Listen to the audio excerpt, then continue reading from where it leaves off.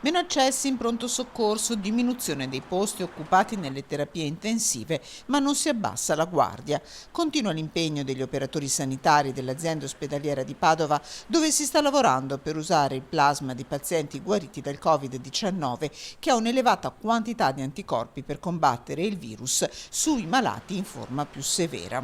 L'efficacia di questo plasma è stata confermata anche recentemente da un confronto che abbiamo avuto con i colleghi di Wuhan quando sono stati ospiti da noi, e anche loro hanno già avuto questa esperienza positiva sul piccolo cambiamento di pazienti che è già stato pubblicato, e proprio in base a questo l'hanno esteso a oltre 300 pazienti, i cui dati saranno disponibili per tutto il mondo a tempi molto brevi. Già al lavoro per le donazioni, con una punta di fierezza per l'azienda ospedaliera. I primi a presentarsi sono stati giovani medici specializzandi, prima positivi e adesso guariti dalla malattia.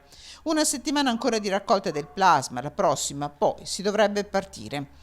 Operativo a pieno regime anche lo IOV, dove non si fermano visite, servizi di radioterapia, chemioterapia e medicina nucleare nelle sedi di Padova e Castelfranco Veneto. Posticipate alcune attività differibili di follow-up a distanza e mappature dei NEI, fermata l'attività degli ambulatori di libera professione. Sul sito dell'Istituto Oncologico è possibile identificare la mail con cui accedere per inoltrare anche esami e chiedere consulenze al proprio oncologo di riferimento. Sono state adottate limitazioni negli accessi per la tutela di tutti, attivata la consegna a distanza di farmaci in tutta Italia, la prima a una paziente dello IOV in Calabria.